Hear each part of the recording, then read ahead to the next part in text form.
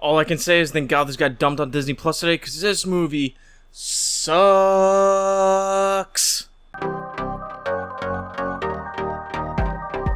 Hey there, NetBest Boys, welcome back to the channel. As always, I'm Ray. Foxy's over in my grandpa's chair over yonder, recovering nicely.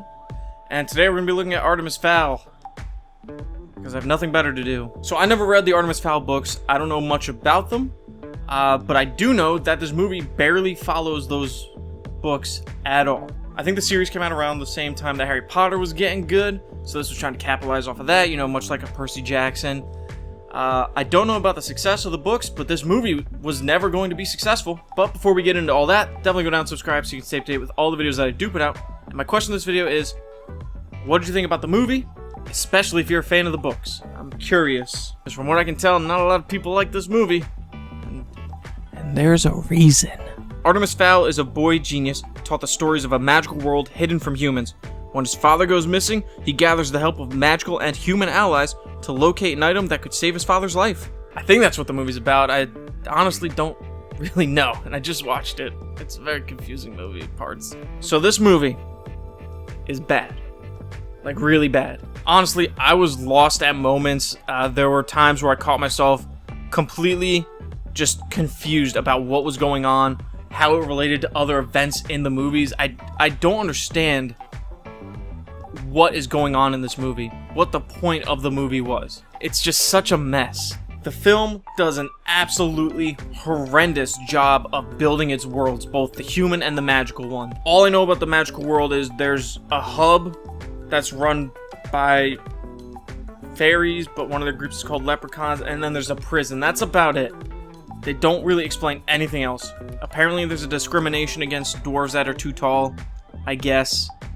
And the human world, we don't really leave Artemis Fowl's house like we do for a split second. He's at school, but yeah, it's weird. The thing that really annoys me the most, it doesn't follow its own rules that it establishes. If you're gonna give me a movie, it could be a pretty bad movie, but if you establish some rules of the universe you're creating and you follow them, I'll give you points. But this movie doesn't do that. I'm gonna get a little heated during this because I feel like it wasted my time. My main point about them not following the rules is they have this dome that they throw over areas and it can like freeze time.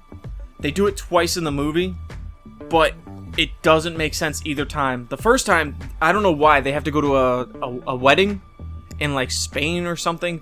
I don't know where. But they freeze time, and it only affects like humans, I guess. It doesn't affect magical creatures. But apparently it also doesn't affect record players. I don't know.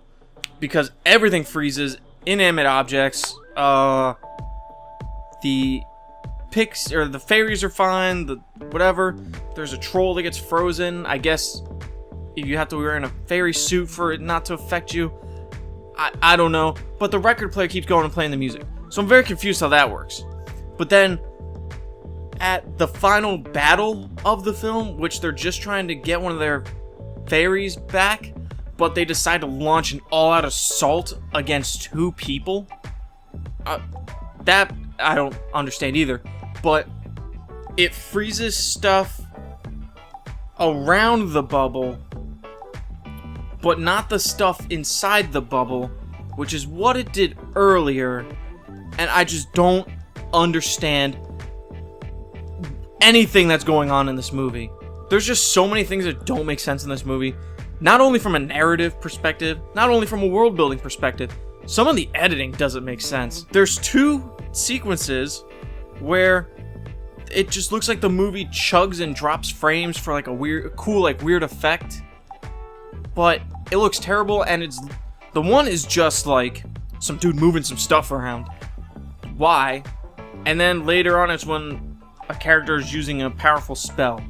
That one makes a little more sense, but also that's a terrible editing technique. Like, don't do that ever. Just looks really cheap. Speaking of editing, there's a scene in the beginning that could easily just be edited out, and I don't know why it's in the movie, because it's just Josh Gad's dwarf character being taken out of a cop car and put into a police van.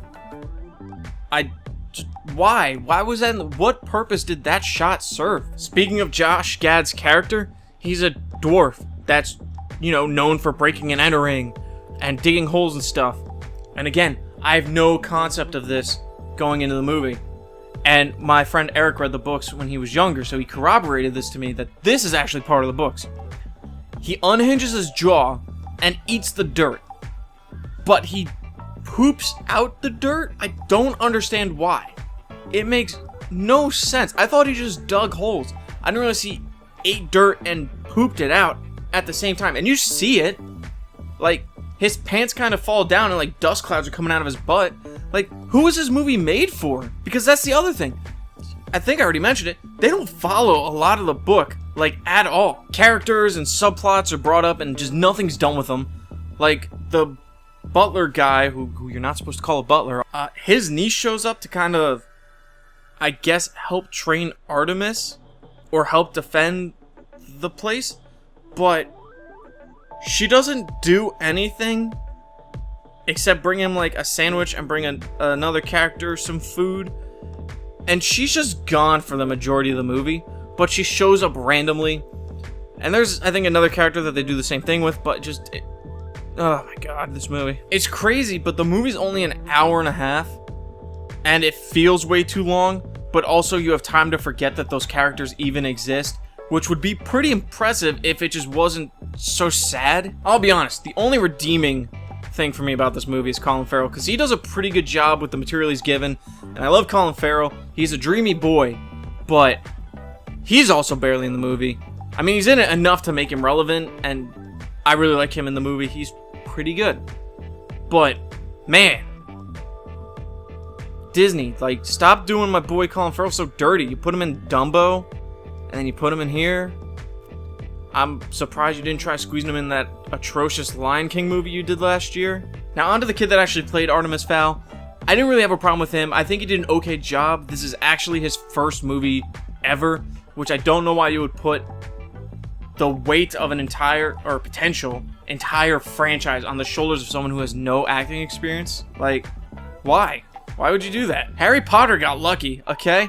You can't capture that lightning in a bottle again. But yeah, I'm not gonna bag on the kid because he's not super experienced. So I thought he did an okay job. Not great, but okay. Another one of my huge problems with this movie is the fact that Josh Gad, after he's captured by those police officers and put into another police car from an already established police car, he just explains everything. We don't see anything. We don't see that Artemis Fowl is this super genius badass. Josh Gad just tells us he is, in a really terrible narration that's kind of just forgotten about halfway through. Yeah, don't do that. Show me, don't tell me. Stupid movie. Later on, during the big overblown fight scene when it's just a rescue mission to save one little fairy, Artemis Fowl is out of nowhere like a kung fu expert, and he's wrecking shop and he's fighting. And I mean, if that was established that he could do that, or that his father trained him in that, instead of, just like scholarly training about the magical world, I'd be more invested. But I was so bored this entire movie. Like, nothing matters in this movie. They don't establish anything. They don't give me a reason to care. I don't know who this is made for. I don't even know how many times I've said this in the review, but I'll say it again. I don't know who this movie was made for. It doesn't follow the books at all. It doesn't do anything new or interesting with the material, from what I can tell. And there's just no world being built, so I can't be invested at all. Another thing about it that makes me so angry is it thinks it's the coolest movie ever. It doesn't realize how ridiculous it is and how it doesn't really do anything. But it thinks it's so cool at the end when he's got his little suit on and he's walking out of his destroyed house in slow-mo to go on a mission with his, dad. I'll spoil it. He saves his dad in the dumbest way possible. But it just makes me so mad because it also treats the audience like a bunch of idiots. And you don't want to do that. This movie is such a disaster, and it's so painfully obvious that Disney was trying to force their own Harry Potter franchise. And boy, does this movie fail. Artemis Fowl gets a 5 out of 10. Thank God this was on Disney Plus. It's basically free, and it's fairly short at a runtime of like an hour and a half. But it just makes Disney Plus look like a dumping ground for the films that they know are not going to be you know, financially successful at the box office. So that's my review for Artemis Fowl. I hated this movie. I was about to swear, like a bad swear there, but I'm not gonna do that. No, but this movie's trash. Don't watch it unless you're getting drunk with your friends. It would probably do better if you were getting drunk with your friends who have actually read the books, and that just taking a shot every time they're upset with something. Because they changed so much, from what I could tell from my short conversations with Eric over text. As always, thanks for watching the video, guys. It means a great deal to continue to watch the content that I do put out. Definitely go down and subscribe so you can stay up to date with all the videos that I do put out. Give the video a like, share the movie with a friend, and let me know what you thought of this trash fire of a movie. Thanks for watching, everybody. See ya.